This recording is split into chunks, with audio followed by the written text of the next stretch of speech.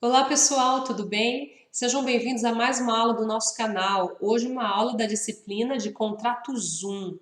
Essa aula é voltada principalmente aos alunos do quinto semestre do curso de Direito do ISCA Faculdades, o que não impede, como eu sempre reforço, que outros também assistam, afinal o material está aqui para ser compartilhado. O material de apoio desta aula já foi disponibilizado na plataforma Google Sala de Aula, junto com outros materiais. Isso consiste basicamente naqueles slides que nós já disponibilizamos, uma grande quantidade, aliás, de slides, e hoje daremos continuidade a partir do slide 145. Então, você que está com o nosso material, que está acompanhando, para você se situar, trataremos hoje a partir do slide 145 e pretendemos finalizar o material disponibilizado. Estamos no fim do semestre e encerrando a nossa disciplina, então eu pretendo concluir hoje o material e uma aula extra, provavelmente sobre revisão contratual, sobre essa questão da pandemia, para que possamos no próximo semestre dar continuidade tratando dos contratos em espécie. Nesse semestre tratamos da teoria geral dos contratos, então foi uma viagem longa, ainda que algumas turbulências tenham atrapalhado no meio do caminho, né, por conta desse distanciamento social, das aulas serem telepresenciais, não serem de forma presencial, mas de forma virtual. Isso acabou tumultuando um pouco, já que nos pegou de surpresa, mas temos feito aí o possível para manter o conteúdo em dia e dentro do que foi proposto, vamos concluir a teoria geral para que possamos aí continuar tratando especificamente dos contratos em espécie no próximo semestre. Então, como eu já dizia, tratamos aí da teoria geral, falamos sobre o conceito de contratos, sobre as classificações, as fases de formação, estipulação em favor de terceiros, vícios redibitórios, evicção, contratos com pessoa a declarar e chegamos aí na extinção dos contratos. Vamos lá aos nossos slides.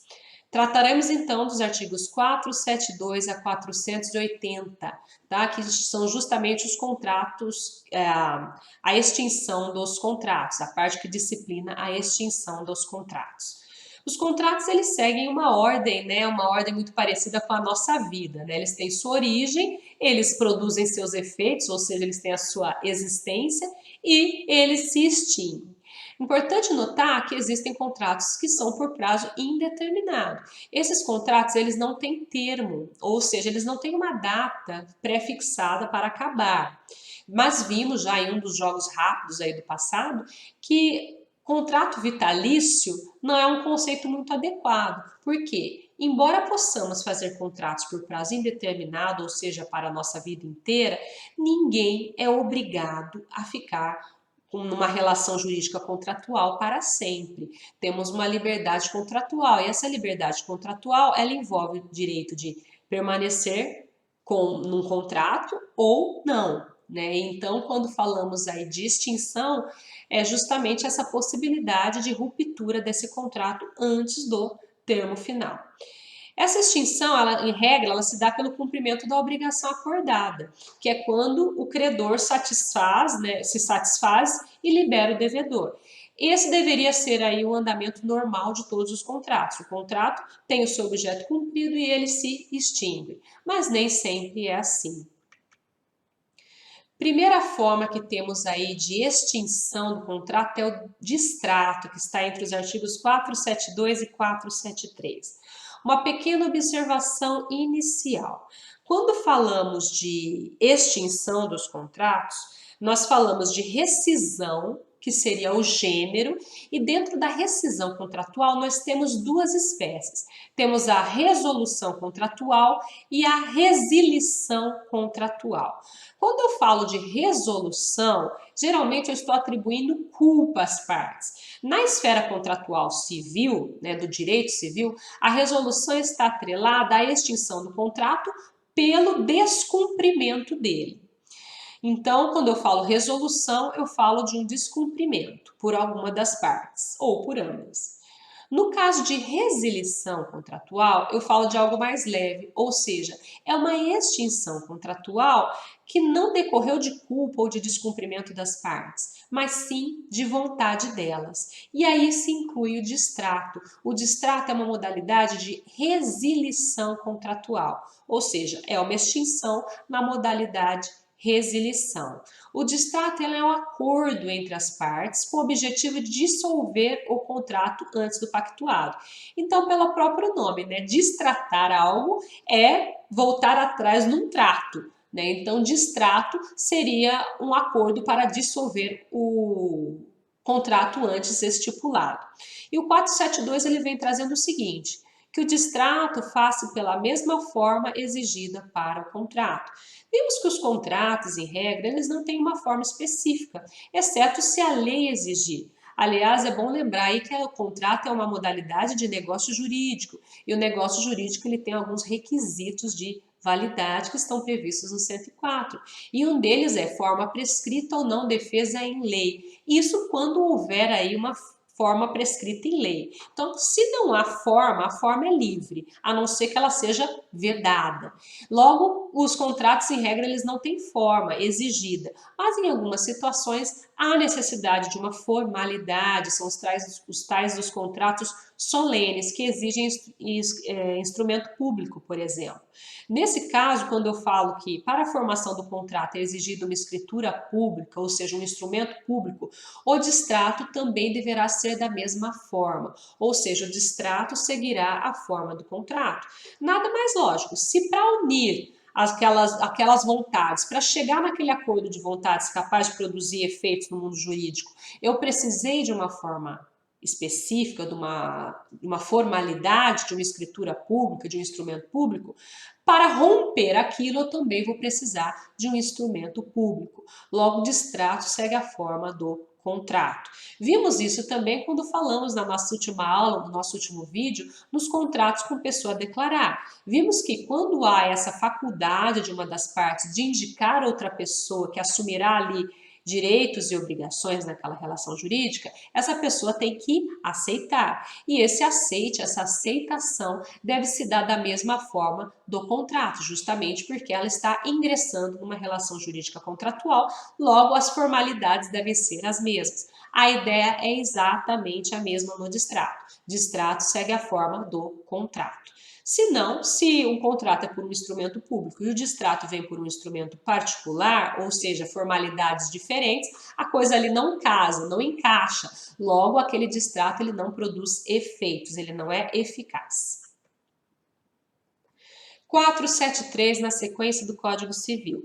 A resilição unilateral, ou seja, um rompimento, uma extinção do contrato pela vontade das partes, nos casos em que a lei é expressa ou implicitamente permita, opera mediante denúncia notificada à outra parte. Então, nessa forma, a resilição unilateral, ou seja, quando uma das partes não quer se manter naquele contrato, ou seja, a extinção do contrato pela vontade de uma das partes, pode ocorrer desde que a lei permita e, nesse caso, ela é feita através de notificação à outra parte. E aqui tem até a observação novamente, resilição unilateral é meio de extinção do contrato por vontade de uma das partes.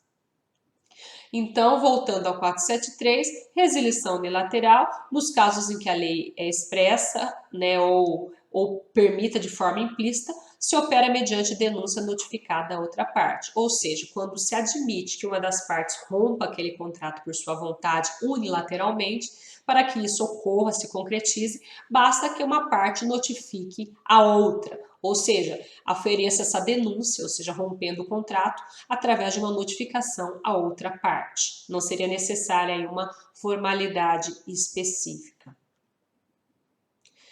Parágrafo único. Se, porém, dada a natureza do contrato, uma das partes houver feito investimentos consideráveis para sua execução, a denúncia unilateral só produzirá efeito depois de transcorrido o prazo compatível com a natureza e o vulto dos investimentos.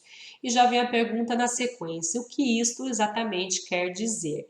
Então, vimos que Para uma das partes romper aquele contrato unilateralmente, por uma vontade unilateral, nos casos em que a lei permita, ou expressamente ou de forma implícita, basta que uma das partes denuncie, ou seja, notifique a outra, ok? Até aí tudo bem.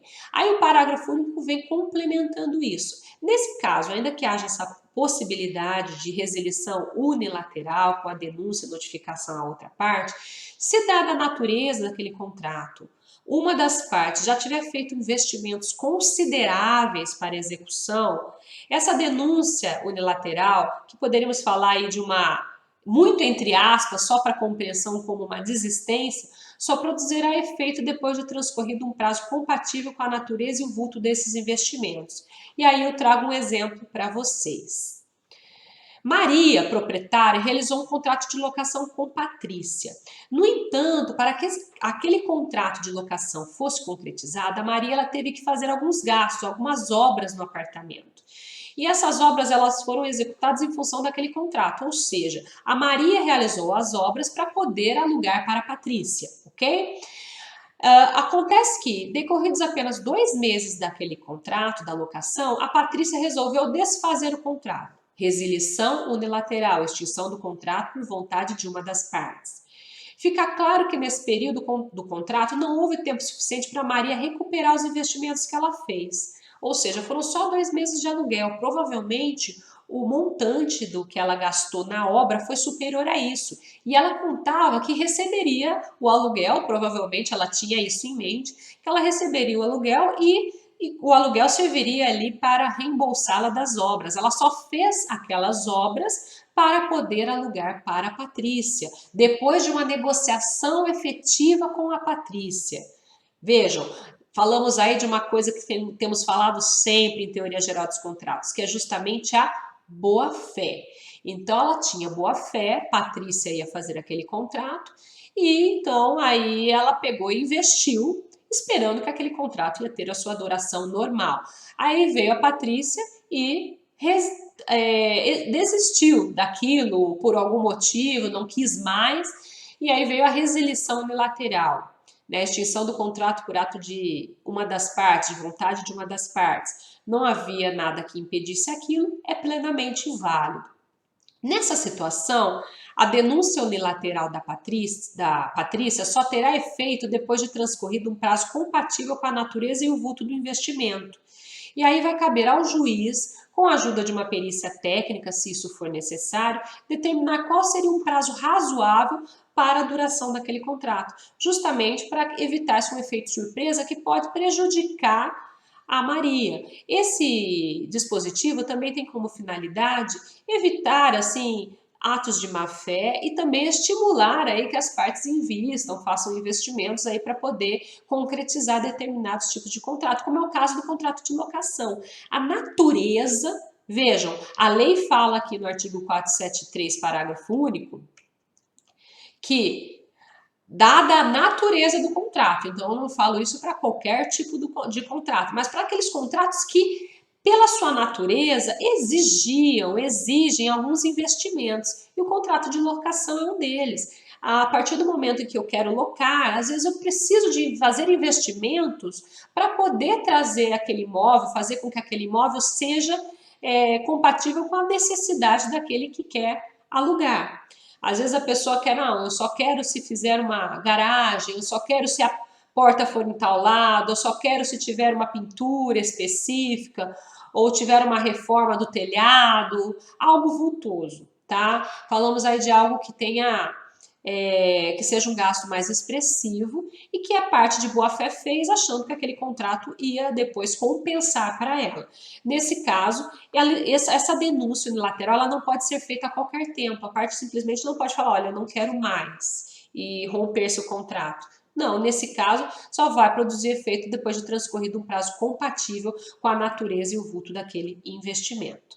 É claro que é uma norma bastante aberta, até aqui na observação nós já deixamos que vai caber ao juiz determinar qual é esse prazo, porque esse prazo ele não vem estipulado na lei. Vejam que a lei traz cláusulas abertas, conceitos indeterminados, que é uma técnica legislativa adotada pelo nosso Código Civil, como já mencionamos em aulas passadas.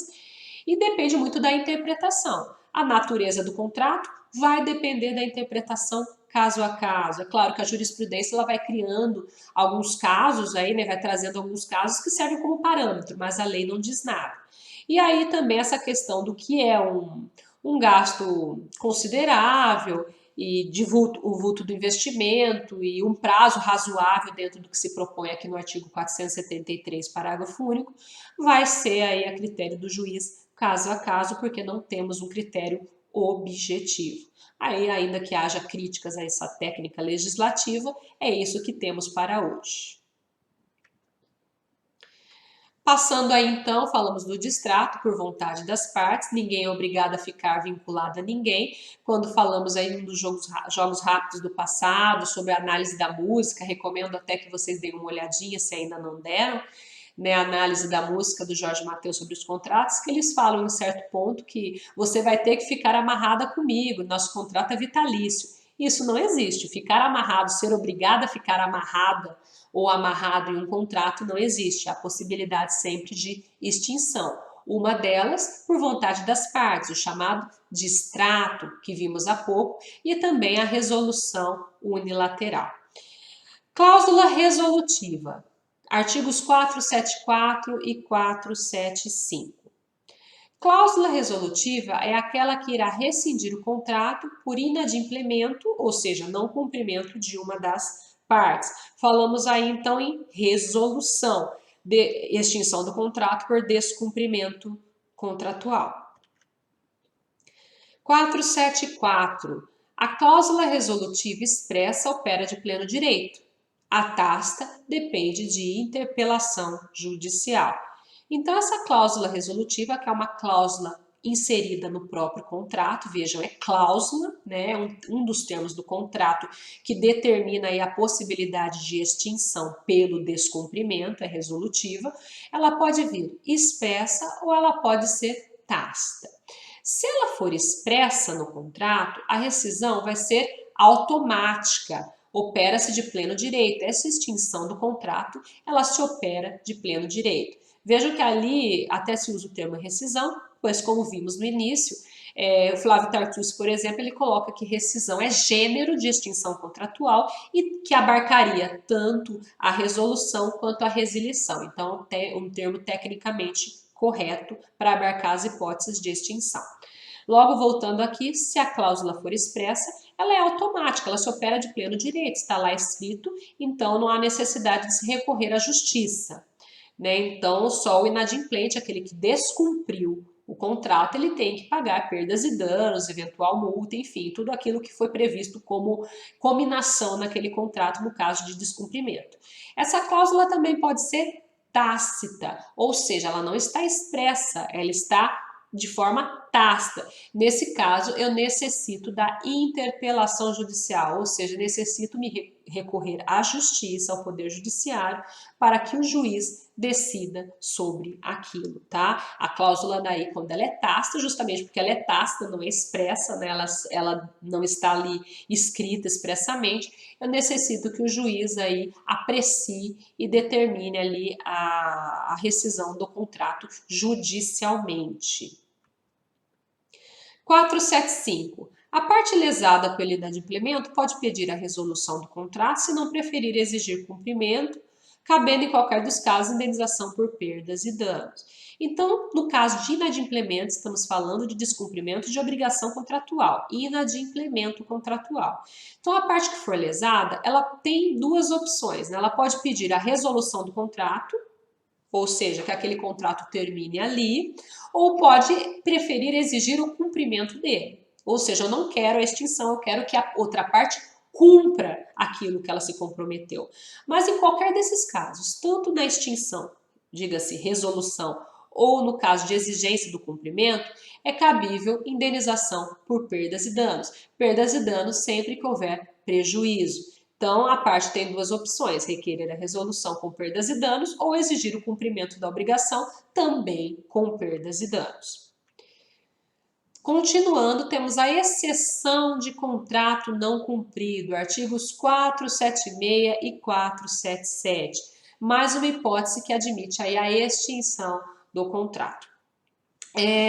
Primeiramente, o 476 fala o seguinte: nos contratos bilaterais, voltando um pouquinho ali na classificação dos contratos, né? Contratos bilaterais são contratos que demandam prestação e contraprestação, ou seja, prestações recíprocas. Todas as partes envolvidas têm obrigações contratuais. E direitos também, né, por consequência. Nenhum dos contratantes, antes de cumprir da sua obrigação, pode exigir o implemento da do outro. Então, até por uma questão lógica, teria que ser um contrato bilateral, porque são obrigações de ambas as partes, como eu já mencionei. Nesses contratos em que ambas as partes têm obrigações, nenhum desses contratantes, antes de cumprir a sua obrigação, pode exigir o implemento da do outro. Então, se eu não cumprir a minha parte, eu não posso exigir que você cumpra a sua. Tá? Esse é o espírito do 476. Aí o 477. Se depois de concluído o contrato sobrevier a uma das partes contratantes diminuição em seu patrimônio, capaz de comprometer ou tornar duvidosa a prestação pela qual se obrigou, pode a outra recusar-se à prestação que lhe incumbe até que aquela satisfaça a que lhe compete ou dê garantia bastante de satisfazê-lo. Esse artigo ele autoriza a uma das partes, mediante a incerteza de que outra parte cumprirá a sua obrigação, que suspenda o adimplemento até que a outra venha cumprir, ou que preste garantia bastante de que vai satisfazê-la. Então, se há risco da outra pessoa não cumprir por uma diminuição posterior, né, que venha depois do patrimônio que possa comprometer aquela prestação, a outra parte pode se recusar a cumprir a sua parte até que a outra satisfaça a dela, ou exigir que a outra dê uma garantia, para não se correr o risco de ela cumprir e a outra não, ela pode exigir que a outra parte dê uma garantia suficiente, por esse termo bastante, de satisfazê-lo.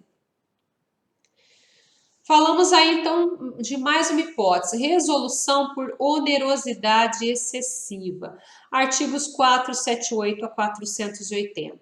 478. Nos contratos de execução continuada ou diferida, se a prestação de uma das partes se tornar excessivamente onerosa, com extrema vantagem para a outra, em virtude de acontecimentos extraordinários e imprevisíveis, poderá o devedor pedir a resolução do contrato. Os efeitos da sentença que decretar retroagirão à data da citação. Esse é um artigo que está muito na moda.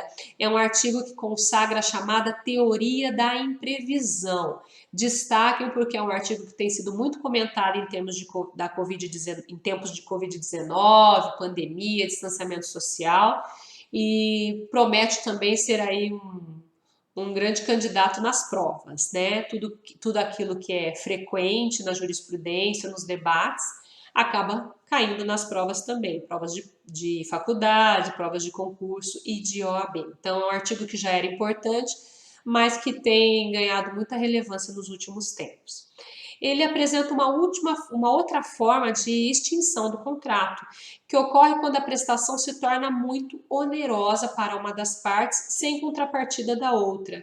E essa onerosidade ela deve ser em virtude de, aí muito importante, grifem, anotem, que para a aplicação dessa teoria da imprevisão, eu falo de fatos, acontecimentos extraordinários e imprevisíveis, não pode ser algo que eu preveja anteriormente. Nesse caso, se houver um desequilíbrio muito grande no contrato, lembre-se, o contrato, em regra, ele é sinalagmático, né? Ele é equilibrado, inclusive temos disposição no nosso Código Civil, no sentido de que os contratos presumem-se paritários, contratos civis e comerciais, né? Temos disposição no nosso Código Civil tratando justamente disso.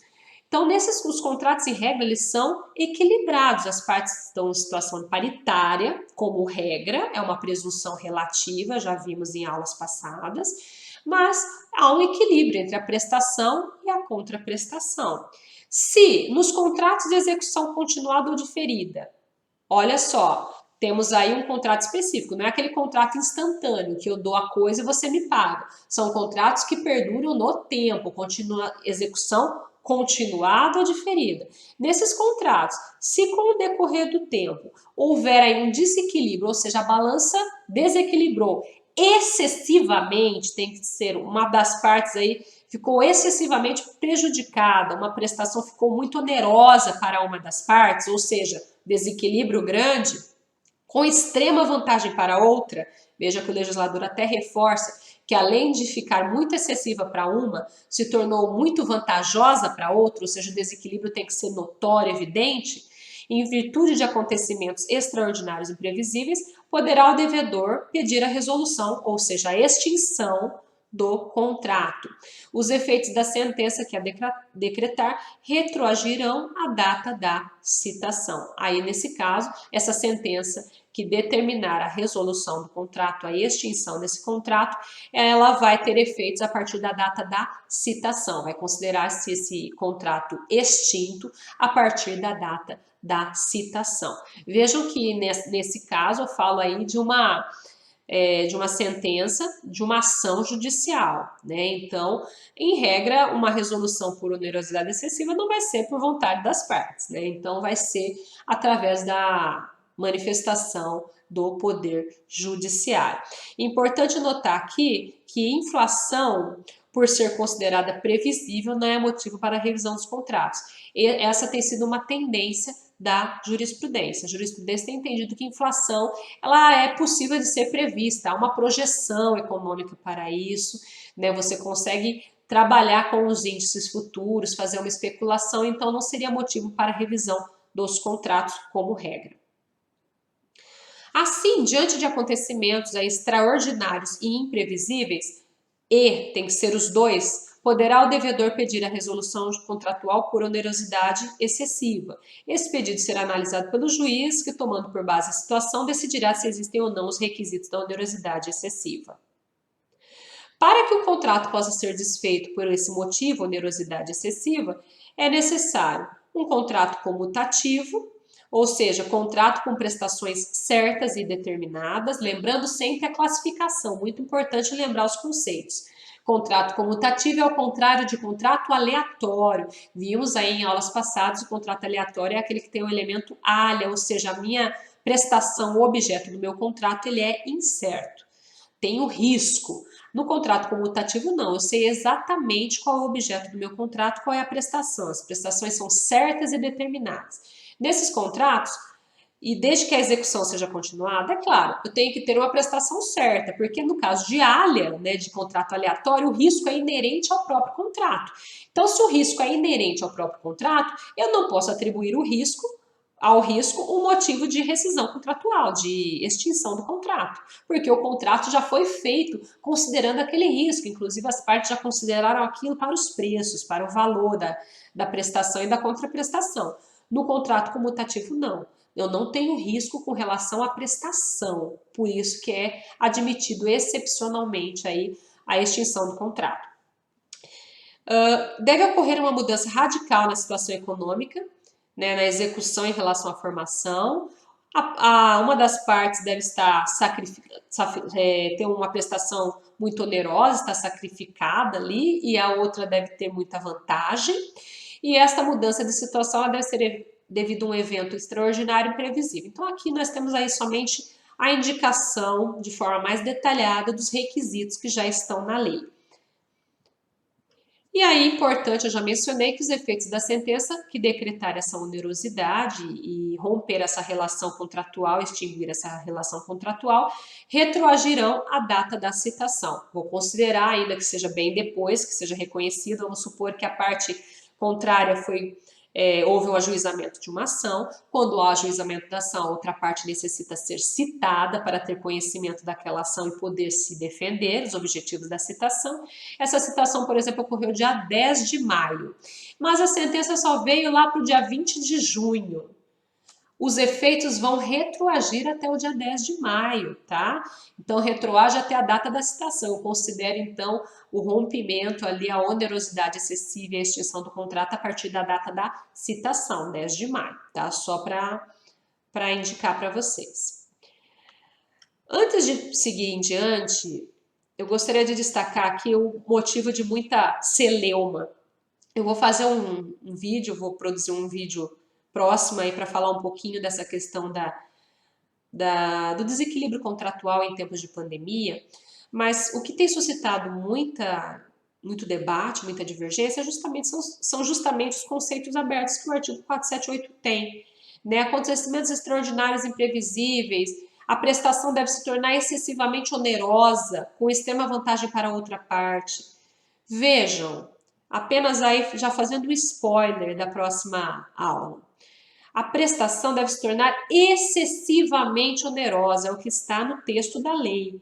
Não há parâmetro do que seria excessivamente onerosa. Não há descrição, indicação do que é extraordinário e imprevisível. São conceitos abertos, que necessitam de interpretação, ser completados caso a caso. Técnica legislativa adotada pelo Código Civil de 2002. O problema é que muitos têm pedido agora em tempos de pandemia a resolução à extinção do contrato com base no artigo 478, a chamada teoria da imprevisão, que está tão na moda agora. Ocorre que aqui tem que ser uma prestação que se tornou excessivamente onerosa, ou seja, quase impossível de cumprir, com vantagem excessiva para outra. A mera dificuldade financeira não autoriza resolução contratual por onerosidade excessiva. Se é só uma dificuldade, faz parte do risco do negócio, do risco do contrato. Negócio falando em termos de negócio jurídico, tá, pessoal? No termo negócio jurídico, contrato. Então, quando eu faço um contrato, inclusive como regra de interpretação prevista no nosso Código Civil, consta lá que se observará ali a questão da alocação dos riscos. Ou seja, eu já estipulo o preço da minha coisa no contrato de compra e venda, por exemplo, que é uma das modalidades de contrato que veremos no próximo semestre. No contrato de compra e venda, eu já estipulo o preço da coisa considerando os riscos, né? Eu tenho riscos aí de inadimplemento, riscos de atraso, enfim, riscos da demora, de ter que eventualmente concordar com o parcelamento. Então, todo contrato já é feito uma alocação, uma análise desses riscos pelas partes envolvidas. Eu já pago um valor já pensando nos riscos e o risco de acontecer num contrato aí de execução continuada, ou seja, que se renova, as parcelas se renovam mês a mês, ele não é um contrato que termina no ato, não é instantâneo. Eu sei que a situação pode mudar, né? Eu posso estar com as minhas vendas muito boas nesse mês, por exemplo, eu sou uma pessoa que tem um emprego fixo, eu sei que eu posso perder meu emprego no mês que vem, ou eu trabalho por conta, eu sei que nesse mês eu estou vendendo bem, vou conseguir pagar a parcela, mês que vem eu posso ter uma crise e eventualmente não conseguir pagar muito bem, vender menos. São questões do risco da vida, riscos normais. Aqui a onerosidade excessiva é quando há uma onerosidade excessiva, como o próprio Instituto já fala. Tem que tornar excessivamente oneroso. Então, dificuldade financeira por si só não justifica a aplicação da teoria da imprevisão. E aí que entra a questão da pandemia. Temos que analisar caso a caso, porque sabemos que nem todos foram atingidos tão negativamente pela pandemia. Existem ramos de negócios que tiveram, inclusive, aí uma potencialização, que tiveram um aumento das suas vendas, o setor de alimentos, o setor de delivery, né? Temos alguns ramos, algumas pessoas que se beneficiaram desse tempo de pandemia, que é normal, é natural, né? Pessoas que trabalham com álcool em gel, pessoas que trabalham com máscaras, enfim, temos alguns setores que se beneficiaram. Então, esses não é justificável, ainda que haja uma diminuição eventualmente no negócio, mas que ele continua virando. Mas eu acho uma diminuição das vendas que não torne excessivamente oneroso, isso daí não justificaria. Então, isso aí é a ponta do iceberg de uma discussão muito maior. Eu só estou falando para vocês se situarem aí do tamanho, da dimensão do problema. Não é tão fácil assim falar-se na aplicação da teoria da imprevisão pura e simples. Noto ainda que a lei, né, a recente lei, agora me foge o número, mas salvo engano é 14.410, né, que é uma lei que saiu recentemente, eu fiz até um jogo rápido sobre ela, ainda não memorizei o número, mas é uma lei que busca, né, que é aquela lei que traz um regime especial para as relações jurídicas particulares durante o período da pandemia. Ela prometia no seu projeto, né, ela tinha normas em seu projeto no sentido de disciplinar essa questão da teoria da imprevisão, a aplicação da teoria da imprevisão, a possibilidade de revisão dos contratos. era algo que era muito almejado, justamente para trazer um pouquinho mais de segurança jurídica, não deixar tudo na mão do Poder Judiciário. Contudo, esses dispositivos que tratavam da revisão dos contratos e outros também que tratavam de outras possibilidades, inclusive com relação a contratos de aluguel, foram vetados. Então a questão volta à interpretação e cai justamente no colo, como eu já falei, no jogo rápido do Poder Judiciário. Continuando então. 479. A resolução poderá ser evitada oferecendo-se o réu a modificar equitativamente as condições do contrato. Claro, nós temos aí um princípio de preservação dos contratos. Sempre que possível, é melhor preservar aquela relação jurídica, contratual, do que extinguir. Se houve um caso de onerosidade excessiva, atendidos os requisitos do 478, mas uma das partes se oferece a restabelecer o equilíbrio daquele contrato, ou seja, a modificar equitativamente as condições daquele contrato, ou seja, renegociar as cláusulas, que é aquilo que tem que ser apregoado tanto. Uma das partes se prontifica a voluntariamente reduzir o valor do aluguel, no caso de um contrato de aluguel, ou reduzir o valor da parcela, reduzir os juros, enfim, alguma forma que busque, alguma alternativa que busque aí o reequilíbrio daquela relação extremamente desequilibrada. Nesse caso, eu poderia evitar a extinção do contrato, tá? Logo, a iniciativa do réu, que é o credor, que voluntariamente concorda com a alteração do contrato, proporciona um desfecho menos oneroso para o devedor do que a extinção. Não é interessante para ninguém uma extinção do contrato, né? As relações jurídicas, elas são feitas para serem cumpridas, nós temos a questão da segurança, então quanto melhor, quanto mais consigamos aí manter as relações intactas, muito melhor, né? Então, uma última observação, as prestações que já foram pagas não podem ser revistas na ação por onerosidade excessiva, e as que foram pagas durante o curso do processo poderão ser modificadas com a prolação das sentenças. Então, o que foi lá no passado, antes do processo, infelizmente não vai poder ser revisto, já foi pago. Mas do processo em diante, é claro, a partir do momento que aquilo começou a ser discutido em juízo, há possibilidade de revisão. 480 é o nosso último slide, nosso último artigo aí que trata no capítulo aí da teoria geral, né, na parte, melhor dizendo, do Código Civil que trata da teoria geral, antes de entrar nos contratos em espécie. O artigo 480 que fala: se no contrato as obrigações couberem a apenas uma das partes, poderá ela pleitear que a sua prestação seja reduzida ou alterado o modo de executá-la a fim de evitar a onerosidade excessiva. Então, mais uma hipótese buscando preservar o contrato. Trata-se de um contrato unilateral em que a ação é preventiva, ou seja, para evitar que o contrato se torne muito oneroso para a parte devedora. Então, aqui eu falo de um contrato que é unilateral, uma obrigação, ou seja, somente uma das partes tem obrigações. Nesse caso, essa parte ela pode pleitear que a prestação dela seja reduzida ou alterada de alguma forma para evitar a onerosidade excessiva e ela conseguir cumprir aquela obrigação, sem a extinção do contrato. Sempre aí o espírito é sempre buscar manter o contrato. O espírito sempre deve ser esse, de preservação das relações jurídicas contratuais. E encerramos, então, a parte que trata da extinção do contrato. Leiam a doutrina, leiam a lei com calma, é um tema que demanda muita discussão, principalmente essa parte da onerosidade excessiva, mas acredito que ficou bem esclarecido bastante vários pontos que são necessários, os principais. Falamos aí da extinção, do distrato, só recapitulando, falamos da cláusula resolutiva, da exceção do contrato não cumprido, ou seja, não cumpro o meu enquanto você não cumpre a sua parte, da resolução por onerosidade excessiva e também das consequências aí, das possibilidades de se evitar essa resolução, melhor dizendo, tá?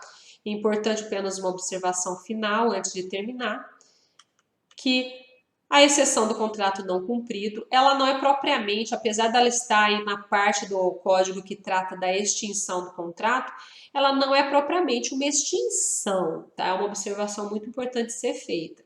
Ela é só na verdade, uma resistência, né? Uma faculdade de resistência de uma parte com relação à outra.